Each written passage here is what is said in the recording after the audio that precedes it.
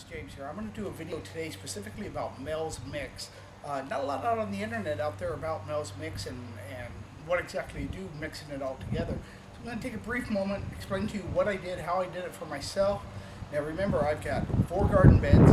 The garden beds are 4 feet wide, 8 feet long. Okay. At the end of this video, when I'm done out here, I'm going to take you inside, and I'm actually going to do some math examples so you can have a little idea of the math that you need to know specifically to buy the products that you need. Some of the things you're going to need when you get ready to mix Mel's Mix is a pair of gloves. I find it's best to do this, a lot of it by hand, especially the last part of it. Your hands are the best mixing medium you got, and you really want the gloves so you don't get everything under your fingernails.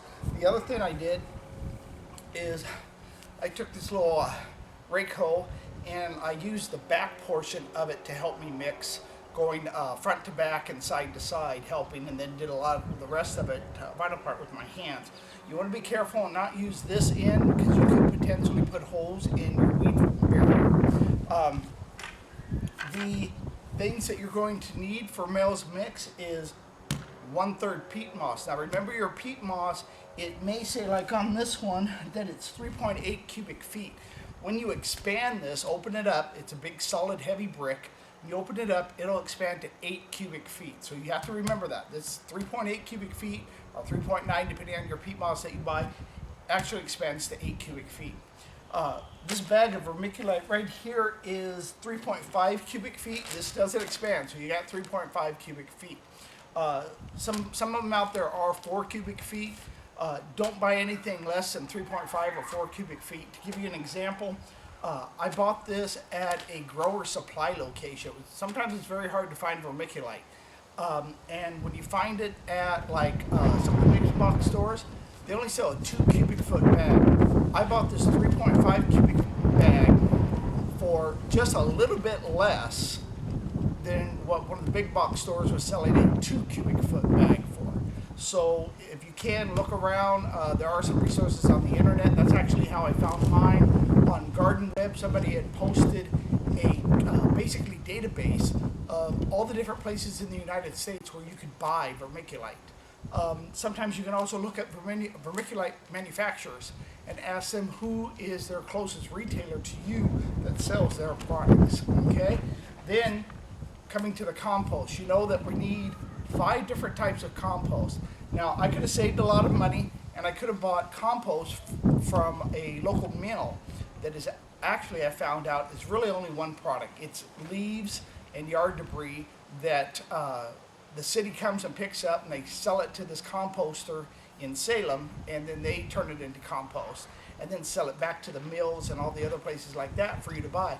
Well, yes, it's very inexpensive a square yard, and but the problem is you're only having one source. And the reason why Mel's Mix recommends 5 sources is I've seen where people have grown with just one type of compost in this scenario, and it just doesn't work because you're not getting all the nutrients that you need. So you want to make sure that you're doing 5 separate things. One of the things I did chicken manure.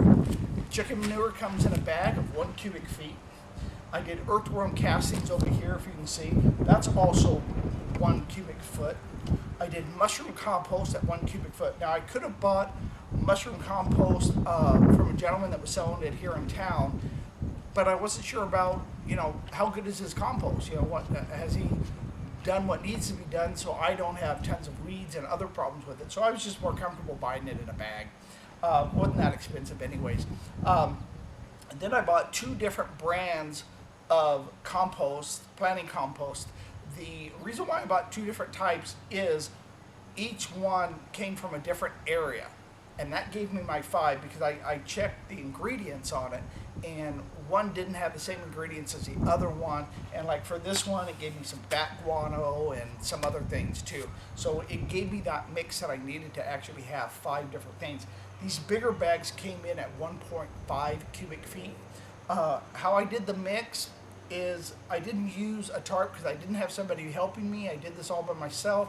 So I found it easier just to open up the bags in the bed and mix it in the bed by either hand or by this rake system. And how I actually started it, I put in one of the cubic foot ones first, for example, the chicken manure, Then I put in the earthworm castings, and I mix those two together really well. Then I put in the mushroom compost, and I mixed that in with the other two that I had put in. So I got 3 composts now mixed in well, which was 3 cubic feet. Then I got about half of my peat moss that I needed, and I mixed that in. Then I mixed in a whole bag of vermiculite because I needed actually 1.5 bags of vermiculite per box. So once I had all that mixed, I went ahead and I added 1 bag of the large compost. I mixed that in, and then I added the other bag of compost, mixed that in, and then the last of my peat moss and the last of my vermiculite I mixed in. Got them. Once I got it all mixed in with this garden hoe, I went ahead and with the gloves, I just dug in deep, lifted it up, dropped it down, and just mixed it that way and turned it around, things like that, so where it had a good even mix.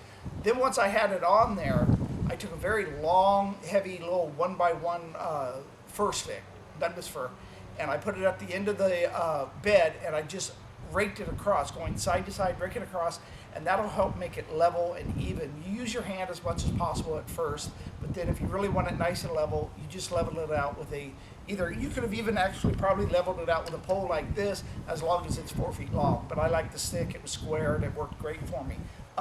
One of the things I will say, and I'm going to probably mention this in another video when I'm doing do a little update about the boxes and show how I squared them off. Take the time to go out in your weed barrier. Get a 4-foot wide weed barrier. One of the problems I found mixing this is I got the 3-foot wide wheat barrier, and I had to overlap. Well, when I overlapped, it made a space that the mix could go up and under, and I was constantly having to stick my hand up under that and push it out to be able to make sure the mix wasn't bound up underneath there or anything like that.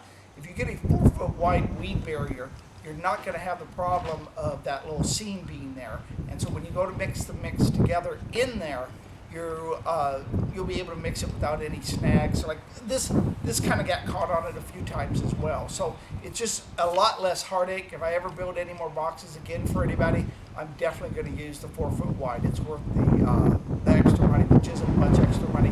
You just probably have to go to a few places to try to find it, but it is out there. I did find it after the fact. I saw it recently. So now what we're going to do is I'm going to take you inside and I'm going to show you the math real quick to be able to do your Mel's Mix. All right, see you in a moment.